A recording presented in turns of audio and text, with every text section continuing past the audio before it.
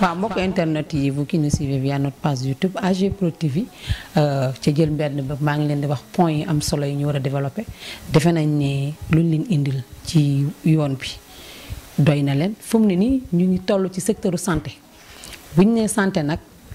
muy wér-gu-yaram moo yor dëkk bi tey ñu ngi ci hôpitalu Dar Salam Chérif maa ngi feddaloo ak seen médecin bi duma def lenn ma bàyyi ko lu dul mu nuyoo wax mbokk internet yi moom mooy kan sëñ bi ñu ngi lay nuyu. waaw maa ngi leen di fay maa ngi tudd Moussa Koli infirmier chef de poste de Dar Salam Chérif vraiment maa ngi nuyu borom rajo bi ñu indi tey jii nii pour nit ñi dégguñu maa ngi leen di jërëjëfal parce que fu ngeen jógee nii ba fii nii sori na lool wax dëgg yàlla masa coono parce que ci yoon bii nii bu nga xam ne yoon daa bëri poussière ngeen dem braver kii bi yoon bi ak poussière bi ñëw ba nga egsi fii fi ngeen nekk nii. soyez les bienvenus comme sénégalais nu ñuy ne soyez les bienvenus. waaw jaajëf ñu ngi lay dalal ak jàmm. tey ñi bëggoon a xam tey en tant que infirmier chef nga ne fii mën nañ xam ñaata at nga fi def. voilà léegi nii maa ngi def nii léegi 2 ans dugg naa ci 2 ans parce que am na ku ma remplacé moom yàggoon na fii loolu def na fii 13 ans kooku mooy Kadiali Silla waaw maa ngi couvrir benn population bi. poste de santé bi dafa couvrir woon 15 villages léegi ci 15 villages yi ñu dem ba 2015 ñu génnee poste de santé du Kouram léegi bu ñu génnee poste de santé du Kouram il faut ñu jox ko yeneen dëkk yu jege Kouram loolu moo tax ñu jox leen comme Kabekel Waniyak Djugune ak Suzana mais ñun léegi am nañu 7 villages léegi poste de santé bi ñuy ñëw faju fii Kolandian fii la ñëw fajoo Bani fii la ñëw fajoo Dar Salam fii la ñëw fajoo Djilakumu fii la ñëw fajoo Sambalanja fii la ñëw fajoo Puken fii la ñëw fajoo ak dëkk bu ñuy ne Bargese. macha allah waaw 7 dëkk yooyu yëpp léegi fu mu ne nii début bi 15 la woon. début bi 15 la woon mais léegi département rek 7 dëkk yi ñoo fi nekk. waaw mais léegi est-ce que 7 dëkk yi ñoo faju si nii. conditions yi fi nekk favorable na pour mun a accueillir 7 maladies 7 villages yooyu nga xamante ne seen i malades. waaw loolu moo tax ba kii bi conditions yi moom motul mais loolu moo tax foofu tamit fa ñu wax ci moom motul parce que boo xoolee xaw ma nag sama kii bi sage-femme dina ko wax parce que comme par exemple jigéen bu wësine fu ñu muy toog pour mu nekk fii pendant 5 jours salle d'attente bi salle suite de course bi dafa tuuti loolu moo tax ñu def 3 jours boo leen demee foofu sax di ngeen gis ne comme kii bi dafa tuuti ñetti lal ñoo fa nekk te waroon na ëpp foofu bu ñu mënoon am dimbali ci boobu noonu mën na mu kii dina doon baax lool ñu yokk saal boobu douche bi tamit moom tamit war nañ ko defaraat bu baax. léegi bu ma la déggee ci kàddu maanaam 7 villages yi ñëw yéen dëgg la yéen a ngi def li ngeen mën mais fu mu ne nii pour gën leen a mën a yaatal li ngeen namm ci ñoom mënoo leen ko am ndax espace ndaw. waaw espace léegi nag fu mu ne nii mbokk internet yi la ngi lay seetaan adduna bi yëpp a ngi lay seetaan bonne volonté yaa ngi lay seetaan gouvernement baa ngi lay seetaan lan nga war a wax fu mu ne nii ci yaatal hôpital bi tey ak boo sañoon yan matériel la leen manqué tey yoo xamante ne di nga ci wut ndimbal pour mu ñëw. waaw gis nga fii nii moom far bu ñu yokkee salle d'attente bi salle d'accouchement bi sax mën nañu ko yokk tuuti parce que bu dul loolu dee tàng lool salle d'attente bi ak douche bi yëpp suite de couche bi femme bi fu muy nekk ñu suivre ko ba mu mot 3 jours yi foofu tamit dafa tuuti lool léegi bu ñu génnee foofu il faut ñu gis nga ñuy jógee comme fu sori comme Bargase yooyu bu ñu daree dem def kii analyse jululu dafa metti lool te passe bi Bargase ba fii des fois 2000 la ñuy fayee allez 2000 nga fay 2000 retour sans compter jëndagoo garab jëndagoo dara bu ñu mënee am échographie bi dina doon baax lool ak ambulance bi comme ça pop ñoom tamit bu ñu amee jafe-jafe foofu ambulance bi dugg foofu dem indi malade bi comme ça la prise en charge moo gën a gaaw bu ñu génnee ci ambulance bi wax naa écho bi léegi ambulance bi bu ñu àndooree am labo tamit baax na loolu parce que ku ñëw il faut ñu xam est-ce que deret bi doy na benn doyul yëpp bokk na ci prise en charge bi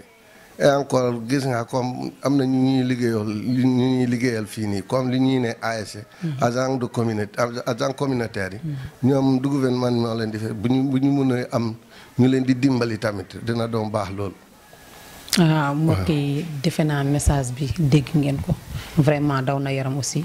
ndax condition de vie médecin hôpital bi attanul population fii yooyu yëpp yi fi manqué bari na condition bi favorable dégg ngeen cri de cœur bu mu def ambulance jafe na leen pour 7 dëkk yi tey bu ñu amoon ambulance tey ku am jafe-jafe li mu guddi guddi oto bi mun na dem jëli ñi ma mun laa sauver à temps. bëgg nañ tamit échographie aussi ak laboratoire aussi c'est très important ba nga xamee jigéenu kaw gi fii amuñu accès loolu te c'est très important ku ëmb ñu xam sa groupe sanguin tey pour buñ la waree wàllu si c'est très important aussi ku ëmb ñi xam deret bi comme ni nga ko waxee manqué na am manqué defe naa bonne volonté yi yéen a ngi koy dégg docteur ba tey duñ la bàyyi dañuy bàyyi nga jàkkaarloog bokk internet yi tey nga defal leen sa cri du cœur. waaw am na sax lu ma fàtte woon parce que il faut tamit kii ñu am bu ñu mënee am panneau solaire. parce que tamit mun nga nekk di def accouchement bi courant bu coupé. démb courant bi dafa coupé de 10 heures bi 10 heures. ba 20 heures courant bi ñëwul léegi boo amee malade foofu nag dañuy toog di taal sondeel te loolu yëpp baaxul waaw yooyu moom bu ñu mënee am ku ñuy dimbali sax ci panneau solaire. ak batterie ñu jéem a kii am ak kii courant bu doy heure bu nekk moom day am courant même courant bi bu coupé kii bi continuer panneau solaire ñu utiliser panneau solaire boobu tamit soxla nañ ko lool waaw. en plus yu ma liimoon yu ma jëkkoon lim ambulance bi labo bi ak kii bi appareil échographe bi waaw kon mbokk internet yi ñu ngi leen di jaajëfal bu baax a baax léegi li nga wax ni ci kàllaamay olof boo ko mënoon def résumé ci joolaa tamit waaw bu ko defee dégg-dégg mun a yomb ci ñëpp. yo njomba safule njikare so Moussa Kuli infirmier chef de poste de Dar Salam Serif ñe tate ñe ni kankan tate wori nge ñe simiti sigaba njom tate de sukaw ye ñe bare sukaw ye ñe no ende si su sone butinken si sonteneram tate bare ñe jije jaw bek nya ko juku kom bu ka ku luy mama ku jaw ku puren ku jaw ko ende ku créer un poste de santé baba nya kuram ñe ku jeja ku gombol si suksi kembek sirinoli tate ñe si su sone fotok di sigaba di si fotok di sigaba ra sola comme Dar Salami Kulanjang Bani Jila Kumun Sambalanjang Puken et Bargese ku tout de ku jolem ka sontenorak ba numa manji comme kamenge ku luy di hôpital kaka ni Sambalanjang Puken Bargese yo yende ni ken ase kaw nangol na mama mbete jo eronde reñe hek ja nangol naka yo de botu ngab ba yo jakutu mo kane ji mamam pop ji ba jat ambulance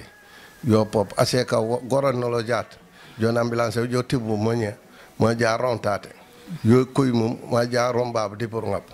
e pop la boy pop ji soxla mom ak pop comme ça c'est que ju jat naka analyser en ce moment pam famal lo fe esukay pam famal lo fe bokanak ka jembe pour les babargue c'est ko rimu jad ku retate ñe ku kantate échographie ku kantate laboy di bajat ambulance pop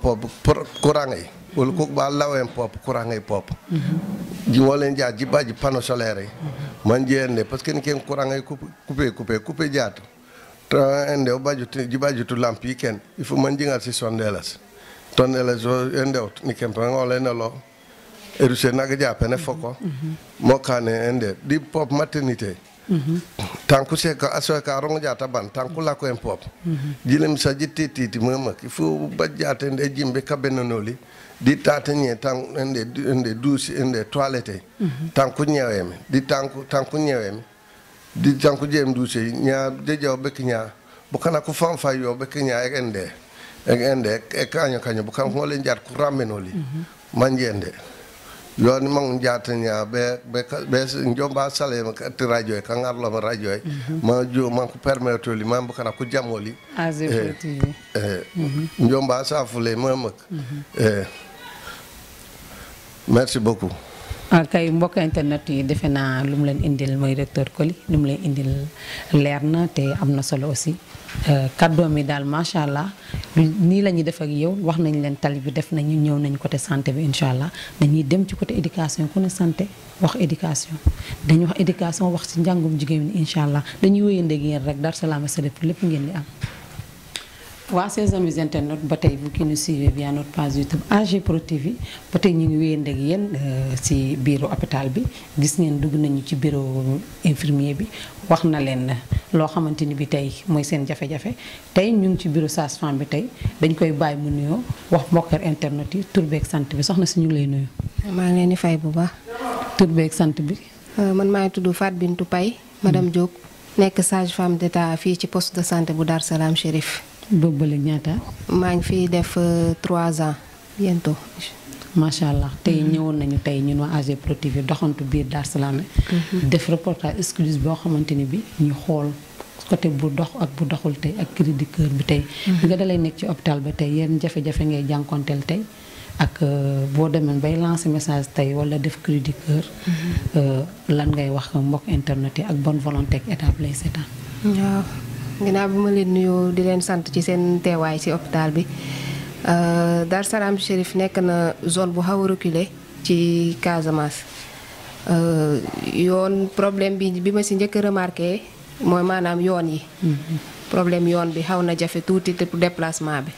parce que jigéen su ëmbee premier weer yi ëmb dafa sensible te yoon yi xaw na metti te moyen de transport bi fi gën a bari fii Jakarta la. te jigéen bu ëmb ak Jakarta xam ngeen ne loolu dafa xaw a jafe mu jaaree ci yoon bi di yëngatu bi ni muy yëngatu ak biir beeg yooyu mun na ko indil ay problème avortement yooyu yëpp mi ngi ci biir.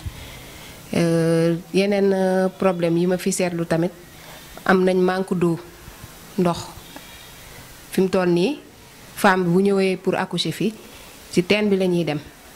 xëcc ndox bi indi robinet am na mais amul arrivée d'eau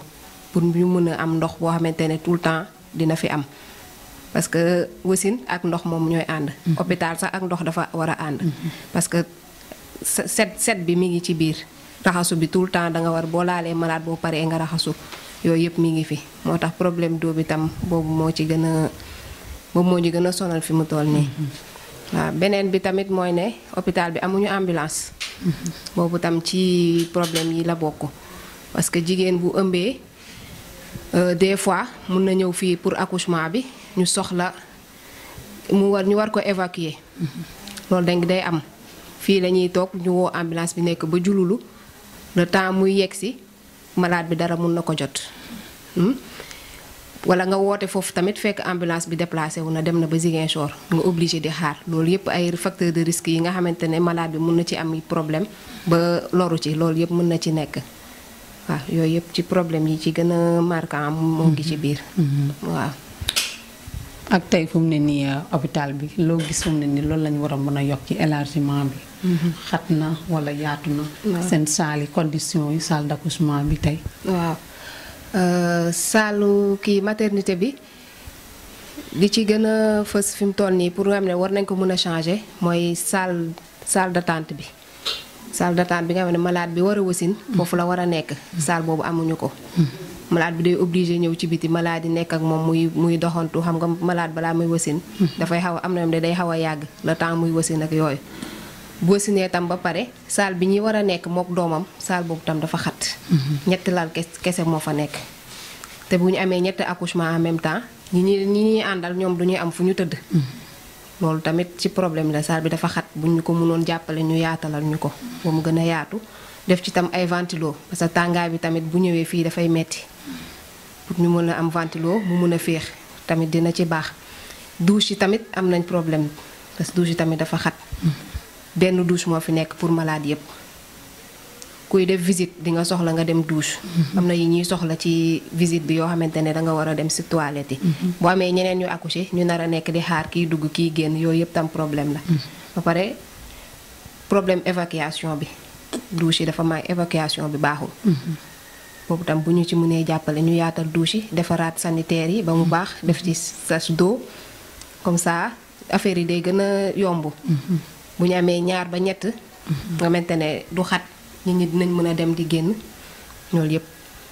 waaw. mbokk yi am na solo li mu indi point bu indi am na solo lool sax. képp ku ne côté maternité rek point yi mu ci laal mooy élément clé muy élément clé pour mun a koo gën a mun a yombalal liggéey bi moom it. defe naa message bi jàll na bonne volonté yi neen ñuy dégg soxna si ñu ngi lay jaajëfal. di la bàyyi nga tàggati ko mbokk internet yi lay seetaan AG Pro TV. waaw maa ngi leen di remercier di leen jaajëfal ci seen teewaay fii. kontaan nañ trop parce que jafe-jafe yu bari duñu am fu ñu ko mën a waxee doo xam fan nga koy waxee tamit des fois ñenn bonne volonté yi dina am ñenn ñuy ñëw nga wax leen ko mais après doo ci gis résultat.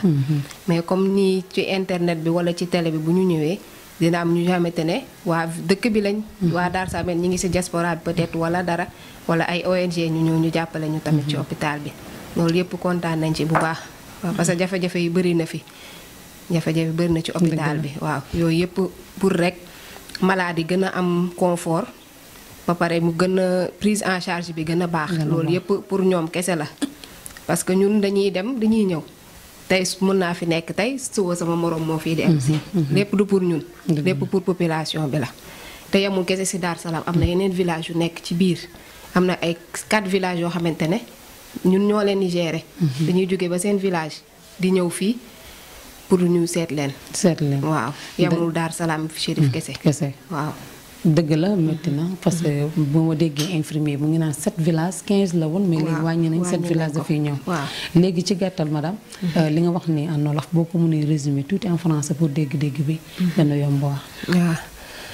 waaw bonjour tout le monde je vous remercie de votre présence c'est madame Diop Fatou Bintou Paye sage-femme d'État au niveau du poste de santé Darou Salam Chérif.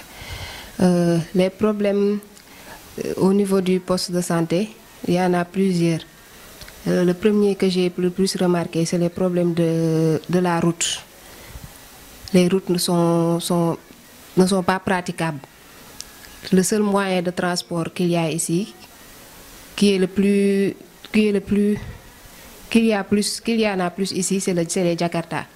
Et pour une femme enceinte au premier trimestre, qui prend le Jakarta et sur les routes, sur les sinueuses qu'on a ici, ça peut provoquer des avortements. Si on pouvait nous aider sur les routes ou peut-être les moyens de transport plus adaptés aux femmes enceintes et certains malades. L'hôpital aussi, ici on n'a pas d'ambulance pour transporter les malades à évacuer jusqu'à Ziguinchor.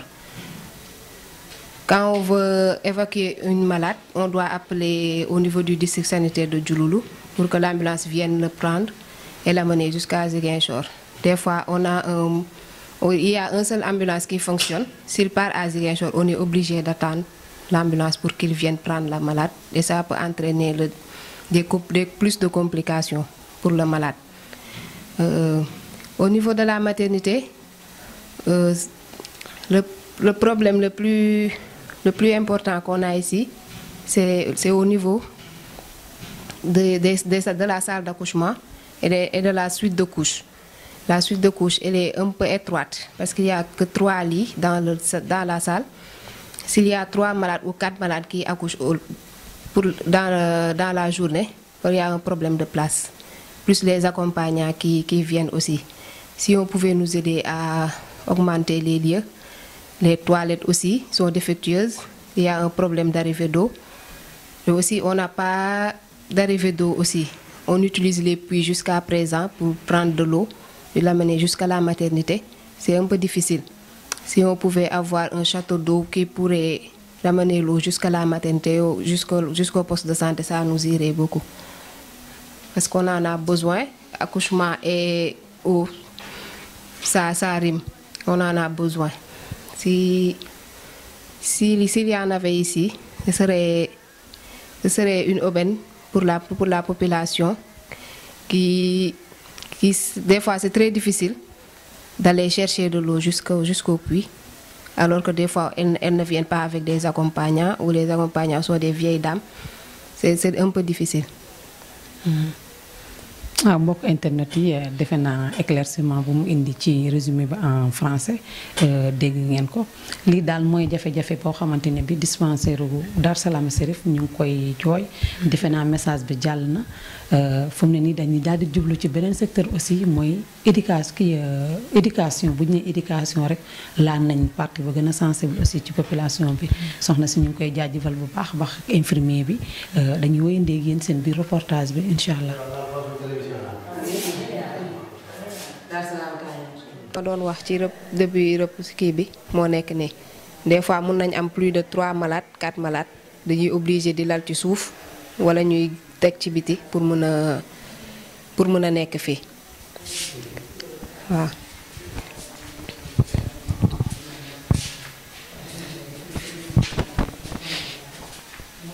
salle d'accouchement bi courant dafa coupé jigéen ñi wasin fii lañuy wasine.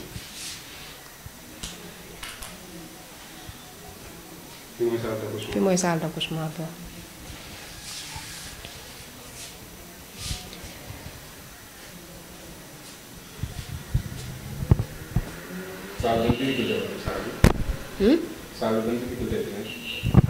salle bi buñ ñu ko mënoon yaatalal xaw na xat tuuti nag mais ça va quand même salle bi salle d'accouchement moom moo xaw a tane ci salle kii bi ci maternité bi.